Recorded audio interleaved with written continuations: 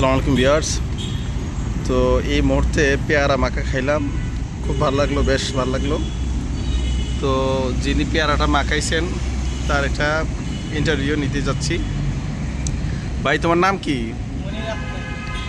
মনির আহমেদ। তোমার বাসা কোথায়? বাসা ক্যান্টনমেন্ট। এই ক্যান্টনমেন্ট? অরিজিনালি বাসা কোথায় তোমার? অরিজিনাল বাড়ি ব্রাহ্মণবাড়িয়া। ব্রাহ্মণবাড়িয়া। ক্যান্টনমেন্ট থাকো? ক্যান্টনমেন্ট থাকি। আচ্ছা আচ্ছা। বাসা ভাড়া কেমন তোমার?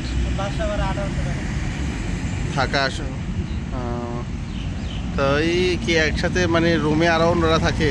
রুমে আমরা দুইজন থাকি। তাহলে 3600 টাকা দিয়ে থাকো এক রুম।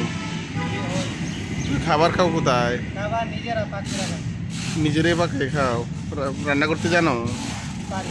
কি রান্না করছো আজকে? আজকে করছিলাম কারল তিতকলা দিয়া ভাজি করছিলাম। কাকরোল তিতকলা দিয়া ভাজি করছো? জি, আলু দিয়া।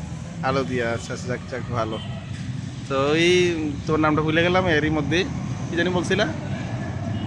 মনির আহমেদ। তো ওই মনির, তোমার প্রতিদিন কত টাকা বিক্রি হয়? হয় 1000-1200। 1000-1200 টাকা বিক্রি হয়। তো কত টাকা লাভ হয়? হয় 700-800 টাকা। 700-800 টাকা লাভ হয়। তো এই কী করো এই টাকা দিয়া? এই টাকা দিয়ে ফ্যামিলি চালাও? তোমার ফ্যামিলিতে কে আছে? আমার 5000 চাইবে। আমি বাদে। বাসা মানে আব্বা মারি দাও টাকাটা? না, একসাথে। হ্যাঁ, একসাথে। ওই তো মানে টাকাটা তোমার বাবার কাছে, বাবারে দিয়ে। তো এই কতদিন পর পর যাও ব্রাহ্মণবাড়িয়া? 15 দিন 20 দিন পর। কয়দিন থেকে আসো? 5 দিন 6 দিন। আবার এসে আবার এখানে ব্যবসা করো? আবার এই জায়গায় এসে কত বছর আজকে ব্যবসা করতেছ? আজকে এই জায়গাতে প্রায় 4 বছর। 4 বছরই গেছে এই ক্যান্টনমেন্ট এলাকাতে ব্যবসা করো? ক্যান্টনমেন্ট। যাক যাক, ভালো। এই শুধু পেয়ারাই ব্যবসা করো? আরও আর কি? এক এক সময় আম, অনেক সময় চানাচুর। চানাচুর, পেয়ারা, আম, ঝালমুড়ি এগুলো ব্যবসা করো? সিজন আসে। কোনটাতে লাভ বেশি হয়? লাভ বেশি হয় ঝালমুড়ি আর চানাচুর। তো ঝালমুড়ি আনলা না যে আজকে? এটা ডালটা নষ্ট হয়ে যায় গরমে, যদি শীতকালে বেচার লাগে ভালো। ও আচ্ছা আচ্ছা, মানে এটা বেশিক্ষণ বেশি দিন রাখা? ঝালমুড়ি আর বানা এটা নষ্ট হয়ে যায় ডালগুলো। ও আচ্ছা আচ্ছা, যার কারণে 3টার পরে নষ্ট হয়ে যায়। এটা অনেকে পচাটা খাওয়াইতে পারে, এটা ভাই খাওয়াইতে পারি না আমরা, এটার লাগে এটা। বুঝছি বুঝছি, যার কারণে এই আনকালাই গরমে আর এই ব্যবসাটা করো না, ঝালমুড়িটা করো না। যাক যাক, ভালো। তাহলে তোমার প্রতি মাসে ইনকাম 20,000 টাকার উপরে? 20 কত টাকা পাঠাও? গত মাসে কত টাকা দিছো তোমার? সবই বাড়িতে পাঠাই। কত মাসে কত টাকা দিছো বাড়িতে? বাড়িতে গত মাসে 22,000 টাকা দিচ্ছি। 22,000 টাকা দিছো? তুমি খাইয়া টাইয়া এগুলা বাদ দিয়ে? রুম ভাড়া সব কিছু দিয়ে। মাশাল্লাহ। তো তাইলে তো তোমার মাসে 30,000 টাকা ইনকাম আছে। এটা এরকম তো স্বাভাবিক। হ্যাঁ। অনেক সময় দেখা যায় প্রতিদিন 1200-র উপরে পরে, এটা দিয়া করছে। দিন ভালো থাকলে 1000-1200 লাভ লাগা যায়। তো তুমি তো বিয়ে খারাপ হলে আবার তাহলে পয়সা তাহলে তোমার কথাতে তাহলে ভুল আছে, তাহলে তাহলে তোমার কথাতে ভুল আছে। তোমার বিক্রি তাহলে মানে আরো বেশি, মানে 2-2,500 টাকা বিক্রি মনে হয়। এরকম স্বাভাবিক। শিওর কইবা তো? মানে তোমার টাকা দেওয়ার এখানে আমরা কেউ নিয়ে যাবো না, হ্যাঁ।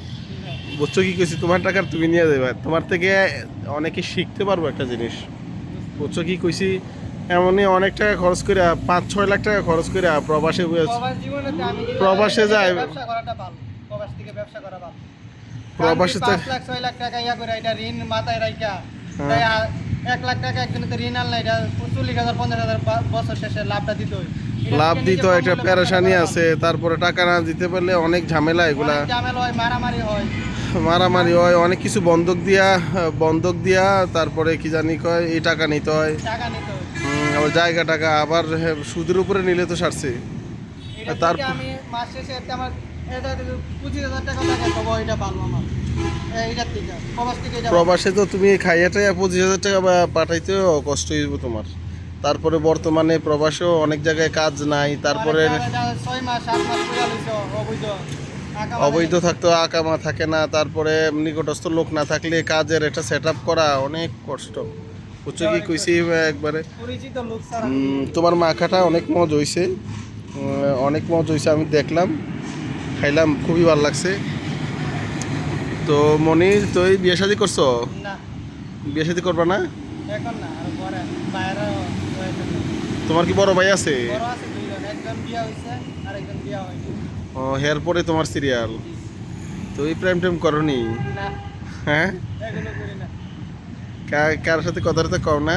না, ভিডিও তো মেয়েদের সাথে টাইম পাস করে কোনো লাভ নাই।